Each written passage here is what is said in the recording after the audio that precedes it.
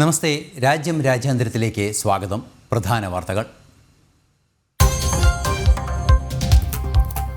Dubai കിരീടാവകാശി നാളെ ഭാരതത്തിൽ. പ്രധാനമന്ത്രി നരേന്ദ്രമോദിയുമായി കൂടിക്കാഴ്ച നടത്തും. സന്ദർശനം മറ്റന്നാൾ വരെ.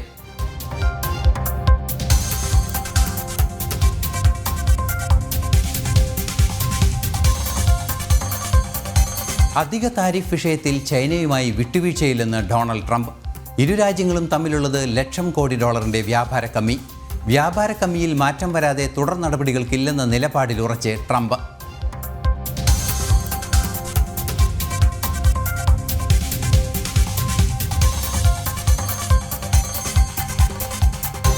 അതിർത്തിയിൽ വീണ്ടും വെടിനിർത്തൽ കരാർ ലംഘിച്ച് പാകിസ്ഥാൻ. പൂഞ്ച് മേഖലയിലെ ഗിഡ്വാറിൽ പാക് സൈന്യം വെടിയുതിർത്തു. ശക്തമായി തിരിച്ചടിച്ച് ഇന്ത്യ. പ്രദേശത്ത് സുരക്ഷ ശക്തമാക്കി.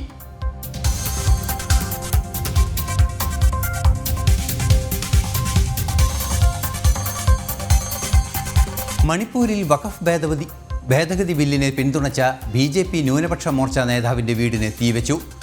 അക്രമത്തിനിരയായത് ന്യൂനപക്ഷ മോർച്ച പ്രസിഡന്റ് അസ്കർ അലി മാംഖായുടെ വീട്.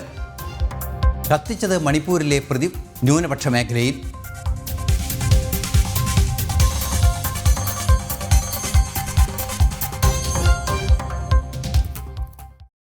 വാർത്തകൾ വിശദമായി. അധിക താരിഫ് വിഷയത്തിൽ ചൈനയുമായി വിട്ടുവീഴ്ചയില്ലെന്ന് ഡൊണാൾഡ് ട്രംപ്. $1,00,000 കോടി വ്യാപാര കമ്മിയാണ് ഇരു രാജ്യങ്ങളും തമ്മിലുള്ളത്. അക്കാര്യത്തിൽ മാറ്റം വരാതെ തുടർ നടപടികൾക്കില്ലെന്ന ഉറച്ച നിലപാടിലാണ് ട്രംപ്. ചൈനയ്ക്ക് ചുമത്തിയ അധിക താരിഫിൽ നിന്നും പുറകോട്ടില്ലെന്ന് അമേരിക്കൻ പ്രസിഡന്റ് ഡൊണാൾഡ് ട്രംപ്. ചൈനയുമായി $1,00,000 കോടി വ്യാപാര കമ്മിയാണ് നിലനിൽക്കുന്നത്. മറ്റു രാജ്യങ്ങളെ അപേക്ഷിച്ച് വൻതോതിലുള്ള വ്യാപാര കമ്മിയാണ് ചൈനയുമായി ഉള്ളതെന്നും ട്രംപ് പറഞ്ഞു. Hundreds of billions of dollars a year we lose with China, and unless we solve that problem, I'm not going to make a deal. Now, I'm willing to deal with China, but they have to solve their surplus. We have a tremendous deficit problem with China. അധിക tariff ചുമത്തിയതിനെതിരെ ലോക വ്യാപാര സംഘടനയ്ക്ക് China പരാതി നൽകിയിരുന്നു. എന്നാൽ വ്യാപാര കമ്മിയുടെ കാര്യത്തിൽ കൃത്യമായ നടപടി ഉണ്ടാകാതെ വിട്ടുവീഴ്ചയ്ക്കില്ലെന്ന നിലപാടിൽ ഉറച്ചു നിൽക്കുകയാണ് ട്രംപ്. 54% വരെ താരിഫാണ് ചൈനയിൽ നിന്നും ഇറക്കുമതി ചെയ്യുന്ന ഉത്പന്നങ്ങൾക്ക് അമേരിക്ക ചുമത്തുന്നത്. കാനഡയും മെക്സിക്കോയുമായി ചില ധാരണകളിലേക്ക് നീങ്ങാനുള്ള തീരുമാനത്തിൽ ട്രംപ് എത്തിയിരുന്നു. എന്നാൽ ചൈനയുടെ കാര്യത്തിൽ അത്തരം വിട്ടുവീഴ്ചകൾക്ക് സാധ്യതയില്ലെന്ന സൂചനയാണ് ഇപ്പോൾ നൽകുന്നത്. ചൈനയുടെ സാമ്പത്തിക സുരക്ഷയെ സംബന്ധിച്ചിടത്തോളം വലിയ ആഘാതമായിരിക്കും തീരുമാനം ഉണ്ടാക്കുക. ഇന്റർനാഷണൽ ഡെസ്ക്, ജനം. ഇസ്രയേലിനെ ലക്ഷ്യം വെച്ച് ഹമാസ് ഭീകരർ സ്ഥാപിച്ച റോക്കറ്റ് ലോഞ്ചറുകൾ തകർത്തതായി പ്രതിരോധ സേന. മധ്യഗാസയിൽ സ്ഥാപിച്ച റോക്കറ്റ് ലോഞ്ചറുകളാണ് തകർത്തത്. സാധാരണക്കാരോട് ഒഴിഞ്ഞു പോകാൻ ആവശ്യപ്പെട്ടതിന് ശേഷമായിരുന്നു ഇസ്രയേൽ പ്രതിരോധ സേനയുടെ ആക്രമണം. മധ്യഗാസയിൽ ശക്തമായ ഡ്രോൺ ആക്രമണമാണ് ഇസ്രയേൽ നടത്തിയത്. ഹമാസിന്റെ റോക്കറ്റ് ലോഞ്ചറുകൾ തകർത്തതായി ഇസ്രയേൽ പ്രതിരോധ സേന അറിയിച്ചു. ഇസ്രയേലിനെതിരെ ശക്തമായ ആക്രമണം ലക്ഷ്യമിട്ടാണ് റോക്കറ്റ് ലോഞ്ചറുകൾ സ്ഥാപിച്ചത്. ഡെർ എൽ ബലയിൽ സ്ഥാപിച്ച റോക്കറ്റുകൾ പൂർണ്ണമായും തകർത്തു. ആക്രമണത്തിന് മുന്നോടിയായി ജനങ്ങളോട് ഒഴിഞ്ഞു പോകാൻ മുന്നറിയിപ്പ് നൽകിയിരുന്നതായും പ്രതിരോധ സേന അറിയിച്ചു. റോക്കറ്റ് ലോഞ്ചറുകൾ ഏതുവഴി ഗാസയിലെത്തിയെന്നത് സംബന്ധിച്ച് ചില സംശയങ്ങൾ ഇസ്രയേൽ പ്രതിരോധ സേന മുന്നോട്ട് വയ്ക്കുന്നുണ്ട്. ഹിസ്ബുള്ള അനധികൃത മാർഗം വഴി ഹമാസിനെ എത്തിച്ചു നൽകിയതാണ് ലോഞ്ചറുകൾ എന്ന സൂചനയാണ് പുറത്തുവരുന്നത്. അതിനിടെ വെസ്റ്റ് ബാങ്ക് അതിർത്തിയിൽ ഇസ്രയേലിൽ നിന്നുള്ള കാറുകൾക്ക് നേരെ കല്ലെറിഞ്ഞ ഒരാളെ കൊലപ്പെടുത്തിയതായും പ്രതിരോധ സേന അറിയിച്ചു. വെസ്റ്റ് ബാങ്ക് ഇസ്രയേൽ അതിർത്തിയിൽ വാഹനങ്ങൾക്കെതിരെ ആക്രമണങ്ങൾ നടക്കുന്ന സംഭവങ്ങൾ വർദ്ധിക്കുകയുമാണ്. ഇന്റർനാഷണൽ ഡെസ്ക്, ജനം. പെട്രോളിനും ഡീസലിനും കേന്ദ്ര സർക്കാർ എക്സൈസ് തീരുവ കൂട്ടി. പെട്രോളിൻ്റെ എക്സൈസ് തീരുവ 11 നിന്ന് 13 ഡീസലിൻ്റേത് 8 രൂപയിൽ നിന്ന് 10 രൂപയായും വർദ്ധിപ്പിച്ച് ധനമന്ത്രാലയം ഉത്തരവിറക്കി. അതേസമയം നികുതി വർധന സാധാരണക്കാരെ ബാധിക്കില്ല. ഉപയോക്താക്കൾ പമ്പുകളിൽ നിന്നും വാങ്ങുന്ന പെട്രോളിൻ്റെയും ഡീസലിൻ്റെയും റീറ്റെയിൽ വിലയിൽ വർധന പാടില്ലെന്ന് പൊതുമേഖലാ എണ്ണക്കമ്പനികൾക്ക് നിർദ്ദേശം നൽകിയതായി കേന്ദ്ര പെട്രോളിയം പ്രകൃതിവാതക വകുപ്പ് മന്ത്രി ഹർദീപ് സിംഗ് പുരി വ്യക്തമാക്കി. പാചകവാതക സിലിണ്ടറിന് 50 രൂപയും വർദ്ധിപ്പിച്ചു. Marketing companies with whose work I'm more familiar, but even the private sector companies, they carry inventories over a 45-day period. And if you go back to say early January, the crude price then was $83, which came down subsequently to $75. So the crude inventory that they're carrying is at $75 on an average. per barrel. So, but if your question is going forward from here, if the price remains at $60 a barrel as it is today or thereabouts, and I'm not going into the Indian basket or Brent, etc. I'm not going into that. Then can you legitimately expect prices of petrol and diesel to be moderated by the oil marketing companies in keeping with the global price? To which my answer would be yes. In a deregulated sector, you can expect them to accordingly adjust the market retail price. ടൊറന്റോയിലെ ബാബ്സ് ക്ഷേത്രത്തിൽ സന്ദർശനം നടത്തി British പ്രധാനമന്ത്രി mark കാണി.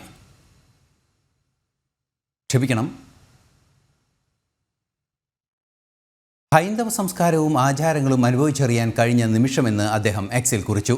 തെരഞ്ഞെടുപ്പിന് ദിവസങ്ങൾ മാത്രം ബാക്കി നിൽക്കെയാണ് കനേഡിയൻ പ്രധാനമന്ത്രിയുടെ ക്ഷേത്ര ദർശനം. കനേഡിയൻ ക്യാബിനറ്റ് മന്ത്രി അനിത ആനന്ദും പ്രധാനമന്ത്രിയുടെ ക്ഷേത്ര ദർശനത്തിൻ്റെ ദൃശ്യങ്ങൾ സമൂഹ മാധ്യമങ്ങളിൽ പങ്കുവച്ചു.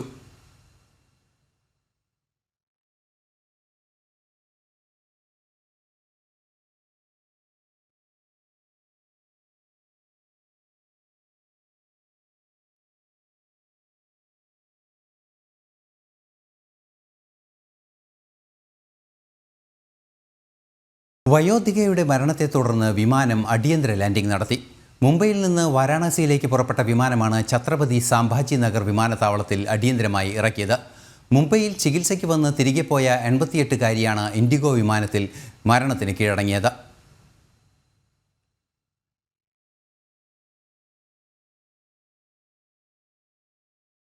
ബംഗളൂരു നഗരത്തിൽ യുവതി പീഡനത്തിനിരയായ സംഭവത്തെ നിസ്സാരവൽക്കരിച്ച കർണാടക ആഭ്യന്തരമന്ത്രിക്ക് മറുപടിയുമായി BJP ദേശീയ വക്താവ് ഷഹസാദ് പൂനാവാല. സംഭവത്തിൻ്റെ ഗൗരവം മനസ്സിലാക്കി നടപടി സ്വീകരിക്കേണ്ട സ്ഥാനത്താണ് ഇത്തരം പരാമർശം നടത്തിയതെന്ന് അദ്ദേഹം ആരോപിച്ചു. കോൺഗ്രസിൻ്റെ മനോഭാവമാണ് ഇതിലൂടെ പുറത്തുവരുന്നത്. 2017-ലും സമാന സംഭവം റിപ്പോർട്ട് ചെയ്തിരുന്നു. അന്നും മന്ത്രി G. പരമേശ്വര ഇതേ രീതിയിലാണ് പ്രതികരിച്ചതെന്നും പൂനെവാല ആരോപിച്ചു. അയാളെ തന്നെ വീണ്ടും ആഭ്യന്തരമന്ത്രിയാക്കിയ കോൺഗ്രസിൻ്റെ മനോഭാവം തന്നെയാണ് പുറത്തുവരുന്നതെന്നും അദ്ദേഹം കൂട്ടിച്ചേർത്തു. വലിയ നഗരങ്ങളിലെ പീഡനം സ്വാഭാവികമെന്നായിരുന്നു പ്രധാനമന്ത്രിയുടെ പരാമർശം. Display of the most shocking, misogynistic, patriarchal, sexist and obnoxious mindset. The Home Minister of Karnataka has trivialized an incident that has shaken the conscience of the nation and particularly the people of Karnataka and Bengaluru, particularly the women. വഖഫ് ബില്ലിനെ പിന്തുണച്ച BJP ന്യൂനപക്ഷ മോർച്ച നേതാവിൻ്റെ വീടിന് തീവച്ചു. മണിപ്പൂരിലെ മുസ്ലിം ഭൂരിപക്ഷ മേഖലയായ ലിലോങ്ങിലാണ് സംഭവം. ന്യൂനപക്ഷ മോർച്ച പ്രസിഡന്റ് അസ്കർ അലി മക്കയാമ്യൂമിൻ്റെ വീടാണ് ആക്രമികൾ കഴിഞ്ഞ രാത്രി തീവച്ചത്. വഖഫ് ഭേദഗതി ബിൽ പാസാക്കിയതിന് BJPയെ പ്രകീർത്തിച്ചും ബില്ലിനെ അനുകൂലിച്ചും അസ്കർ അലി സമൂഹ മാധ്യമങ്ങളിൽ പോസ്റ്റിട്ടിരുന്നു. ഇതിനു പിന്നാലെ അസ്കറിന് നേരെ ഭീഷണിയും ഉയർന്നു. തുടർന്ന് പരാമർശം പിൻവലിച്ച് വീഡിയോ പോസ്റ്റ് ചെയ്യാനും നിർബന്ധിതനായി. ഇതിന് ശേഷമാണ് ആക്രമണം. തൗബാൽ ജില്ലയിലാണ് ലിലോങ്.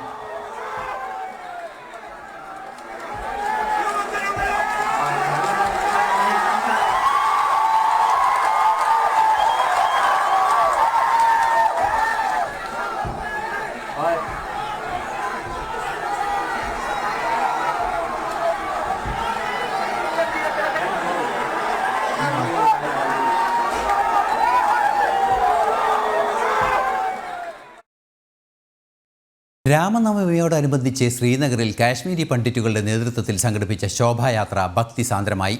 രാമമന്ത്രങ്ങളും ഭജനകളും ഉരുവിട്ട് സ്ത്രീകളടക്കമുള്ളവർ ശോഭായാത്രയുടെ ഭാഗമായി. രാമസീതാ വേഷധാരികളും ശോഭായാത്രയ്ക്ക് മിഴിവേകി. കനത്ത സുരക്ഷയിലായിരുന്നു ശോഭായാത്ര.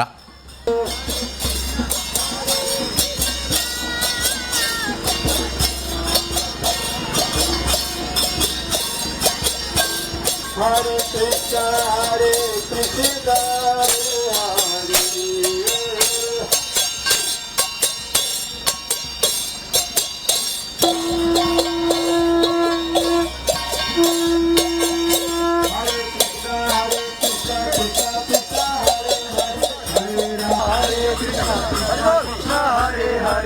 Hare Ram, Hare Ram, Ram Ram, Hare Ram, Hare Ram, Ram Ram, Hare Hare. Hare Krishna, Hare Ram, Ram Hare. അമേരിക്കയിലെ ടെക്സസിൽ 5ാം പനി പടർന്നു പിടിക്കുന്നു. കുട്ടികളിലാണ് വ്യാപകമായി പനി പടരുന്നത്. ടെക്സസിൽ മാത്രം 480ഓളം കേസുകൾ റിപ്പോർട്ട് ചെയ്തു. 2 കുട്ടികൾ രോഗബാധ മൂലം മരിച്ചു. കഴിഞ്ഞ ആഴ്ച മാത്രം 60 കേസുകളാണ് റിപ്പോർട്ട് ചെയ്തത്. അമേരിക്കയിലെ എല്ലാ സ്റ്റേറ്റുകളും ചേർത്ത് 600 5ാം പനി കേസുകളാണ് റിപ്പോർട്ട് ചെയ്തിരിക്കുന്നത്. കഴിഞ്ഞ വർഷം റിപ്പോർട്ട് ചെയ്തതിൻ്റെ ഇരട്ടി കേസുകളാണ് ഈ വർഷം ഇതുവരെ റിപ്പോർട്ട് ചെയ്യപ്പെട്ടത്.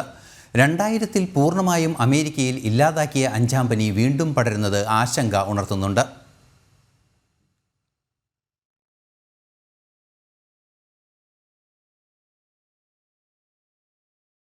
വീണ്ടും അതിർത്തിയിൽ വെടിനിർത്തൽ കരാർ ലംഘിച്ച് പാകിസ്ഥാൻ.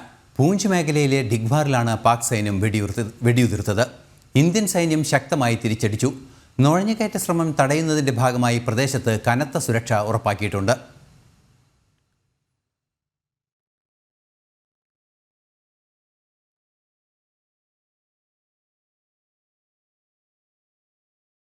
ചെന്നൈയിൽ DMK മന്ത്രിയുടെ സഹോദരൻ്റെ വീട്ടിലും സ്ഥാപനങ്ങളിലും റെയ്ഡ്. മന്ത്രി KN നെഹ്റുവിൻ്റെ സഹോദരൻ മണിവണ്ണൻ്റെ ചെന്നൈ, കോയമ്പത്തൂർ, ട്രിച്ചി എന്നിവിടങ്ങളിലെ സ്ഥാപനങ്ങളിലാണ് പരിശോധന നടക്കുന്നത്. അനധികൃത സാമ്പത്തിക ഇടപാടുകളിലാണ് റെയ്ഡ്.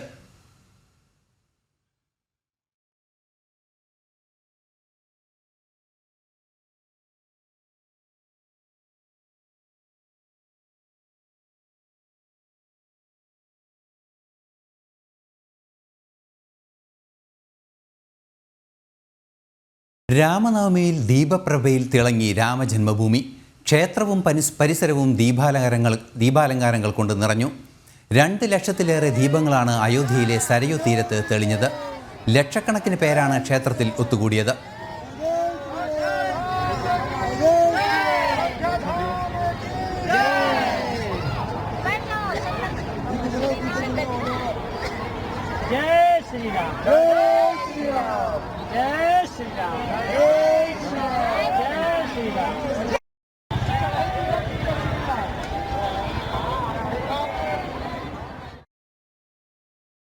രാമനവമിയുടെ പുണ്യദിനത്തിൽ മഹാരാഷ്ട്രയിലെ റായ്ഗഡിൽ രാമൻ്റെ 30 അടി ഉയരമുള്ള പ്രതിമ അനാച്ഛാദനം ചെയ്തു.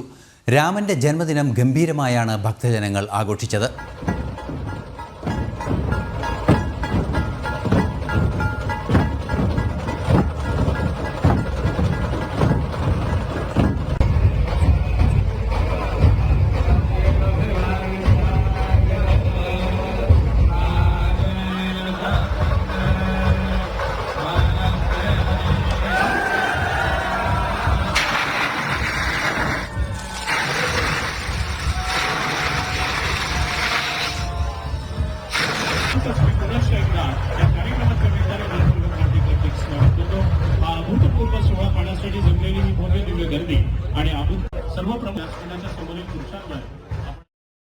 ലോകത്ത് ഏറ്റവും കൂടുതൽ സമ്മാനത്തുകയുള്ള കുതിരയോട്ട മത്സരമാണ് ദുബായ് വേൾഡ് കപ്പിൽ ഖത്തറിൻ്റെ ഹിറ്റ് ഷോ ചാമ്പ്യൻ.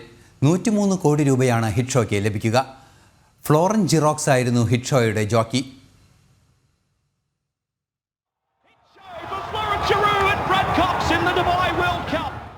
ലോകത്തിലെ ഏറ്റവും മികച്ച കുതിരകളും പരിശീലകരും ജോക്കികളും അണിനിരക്കുകയായിരുന്നു ദുബായ് വേൾഡ് കപ്പിൽ.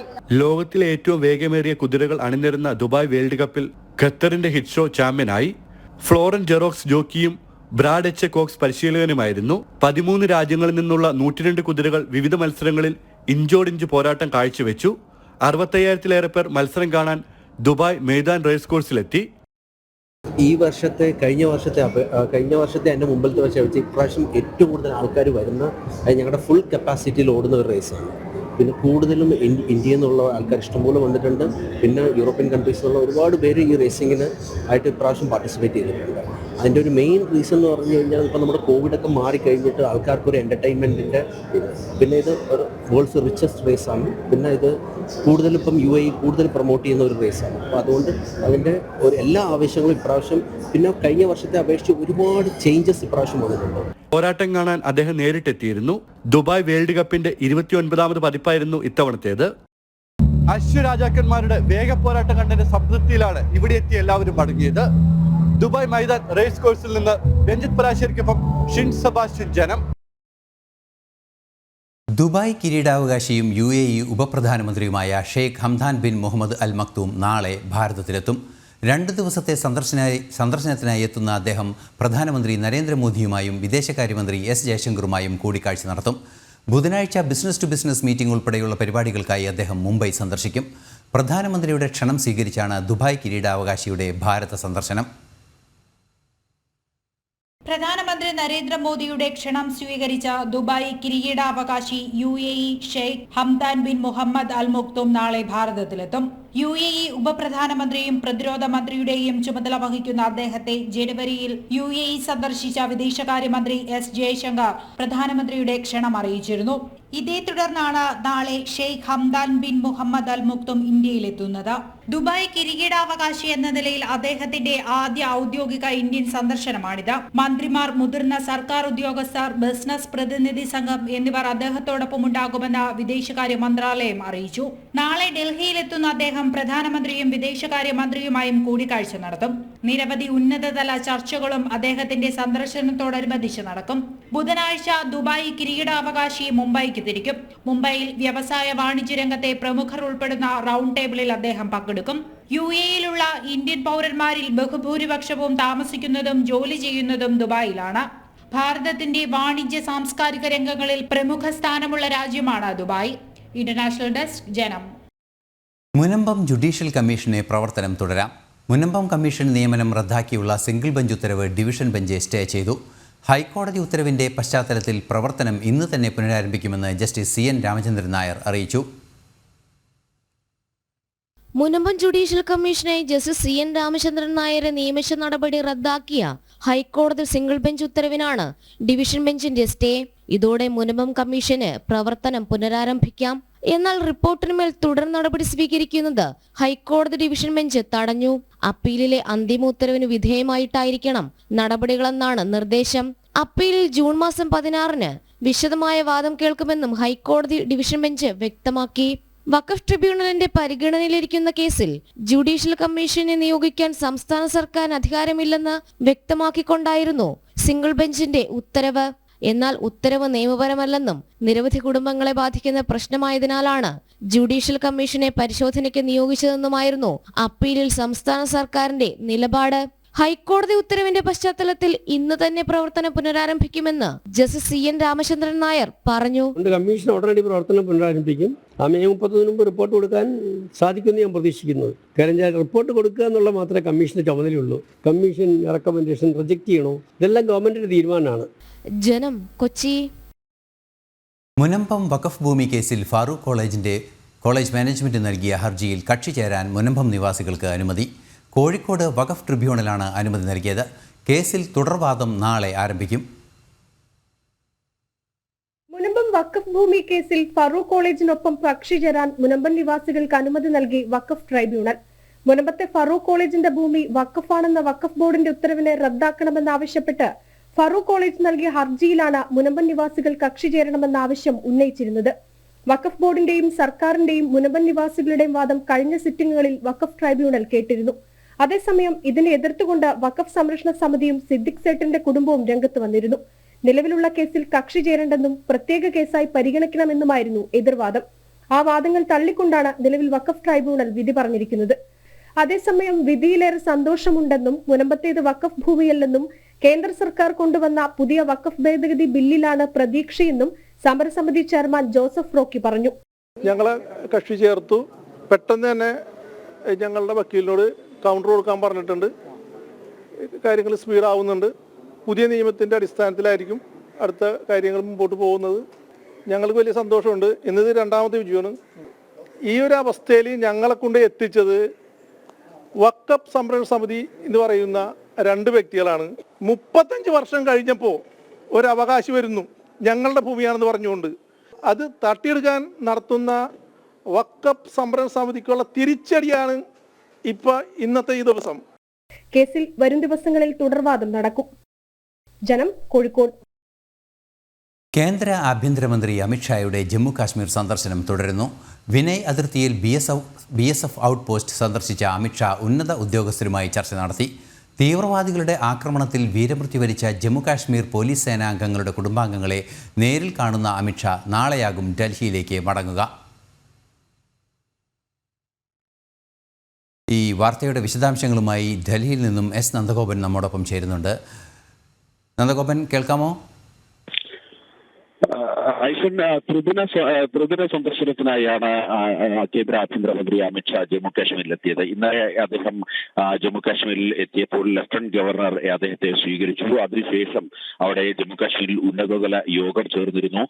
അവിടുത്തെ സെക്യൂരിറ്റി വിലയിരുത്തലുകൾ ഒക്കെയായിരുന്നു ഇന്നലെ യോഗത്തിൽ പ്രധാനമായും ഉണ്ടായിരുന്നത്. ഉന്നത ഉദ്യോഗസ്ഥർ BSFന്റെയും വിവിധ മറ്റ് സേനാ വിഭാഗങ്ങളുടെ ഉദ്യോഗസ്ഥരും CRPFന്റെ അടക്കം ഉന്നത ഉദ്യോഗസ്ഥർ ഇതിൽ ഭാഗമായിരുന്നു. ഇന്നിപ്പോൾ അദ്ദേഹം ഈ കത്വയിലുള്ള BSFന്റെ ഔട്ട്പോസ്റ്റിൽ അവിടെ അദ്ദേഹം ഈ BSF ഓഫീസർമാരെ നേരിൽ കാണുവാൻ വേണ്ടിയായിരുന്നു പ്രധാനമായും എത്തിയിരുന്നത്. മാത്രമല്ല അവിടെ അതിർത്തിയിൽ സുരക്ഷ കർശനമാക്കുന്നതിന്റെയും ശക്തമാക്കുന്നതിന്റെയും പ്രാധാന്യം സംബന്ധിച്ച് അദ്ദേഹം ഇന്ന് BSF ഉദ്യോഗസ്ഥരുമായി ചർച്ച നടത്തി. മാത്രമല്ല ഇലക്ട്രോണിക് സർവേലിംഗ് സിസ്റ്റം അതിർത്തിയിൽ സ്ഥാപിക്കുന്നത് സംബന്ധിച്ചും അതിന്റെ കൂടുതൽ അഡ്വാൻറ്റേജസും ഒക്കെ തന്നെ അദ്ദേഹം ഇന്ന് അവിടെ വിവരിക്കുകയുണ്ടായി. ഇതുകൂടാതെ ജമ്മുകാശ്മീർ പോലീസിൽ തീവ്രവാദികളുടെ അക്രമത്തിൽ വീരമൃത്യു വരിച്ച ജമ്മുകാശ്മീർ പോലീസ് സേനയിലെ അംഗങ്ങളുടെ കുടുംബാംഗങ്ങളെ അദ്ദേഹം സന്ദർശിക്കുകയുണ്ടായി. മാത്രമല്ല അവരുടെ അനന്തരാവകാശികൾക്കുള്ള ജോലി, അല്ലാതെ കേന്ദ്ര സർവീസിലേക്കുള്ള ജോലിയുടെ അപ്പോയിന്റ്മെന്റ് ലെറ്റർ കൈമാറുന്ന ചടങ്ങും ഇന്ന് അല്പസമയം മുമ്പാണ് നടന്നത്. ഇന്നിപ്പോൾ അദ്ദേഹം മറ്റ് ചില BJPയുടെ ഉന്നത നേതാക്കളുമായി കൂടിക്കാഴ്ച നടത്തുന്നുണ്ടാകും. നാളെ ജമ്മു കാശ്മീരിന്റെ സമഗ്ര വികസനം സംബന്ധിച്ച ഒരു യോഗത്തിൽ അദ്ദേഹം പങ്കെടുത്ത ശേഷമാകും ഡൽഹിയിലേക്ക് മടങ്ങുക. ഏതായാലും അമിത്ഷായുടെ സന്ദർശനത്തോടനുബന്ധിച്ച് ജമ്മു കാശ്മീരിൽ കനത്ത സുരക്ഷയാണ് ഒരുക്കിയിട്ടുള്ളത്. മാത്രമല്ല ഈ അതിർത്തിയിൽ ശക്തിപ്പെടുത്തുന്ന, അടുത്ത അതിർത്തിയിൽ ഈ ബോർഡർ സെക്യൂരിറ്റി ശക്തിപ്പെടുത്തുന്ന അടക്കമുള്ള വിഷയങ്ങളിൽ ഉന്നത ഉദ്യോഗസ്ഥരുമായി BSF ഉദ്യോഗസ്ഥരും അടക്കമുള്ളവരുമായി ചർച്ച നടത്തിയത് അത് വളരെ പ്രാധാന്യത്തോടു കൂടിയാണ് നോക്കിക്കാണേണ്ടിയിരിക്കുന്നത്. പ്രത്യേകിച്ച് ഈ കത്വയിൽ അടുത്തിടെ കൂടുതൽ തീവ്രവാദികൾ നുഴഞ്ഞു കയറിയതായിട്ടുള്ള വിവരങ്ങൾ ഉണ്ടായിരുന്നു. അത് ഈ കത്വ ബോർഡർ വഴിയാണ്, അതിർത്തി വഴിയാണ് ജമ്മു കാശ്മീരിലേക്ക് ഇവർ പ്രവേശിച്ചതെന്നായിരുന്നു വിലയിരുത്തപ്പെട്ടിരുന്നത്. ഇതിന്റെ അടിസ്ഥാനത്തിൽ ഈ മേഖലകൾ കൂടുതൽ ശാക്തീകരിക്കുക എന്നുള്ള ലക്ഷ്യം കൂടി ഈ അമിത്ഷായുടെ സന്ദർശനത്തോടനുബന്ധിച്ച് ഉണ്ട് എന്നുള്ളതാണ് കേന്ദ്ര ആഭ്യന്തര മന്ത്രാലയം വ്യക്തമാക്കുന്നത്. ശരി നന്ദഗോപൻ. രാജ്യം രാജ്യാന്തരം സമാപിക്കുന്നു. ഇനി നാളെ കാണാം. നമസ്തേ.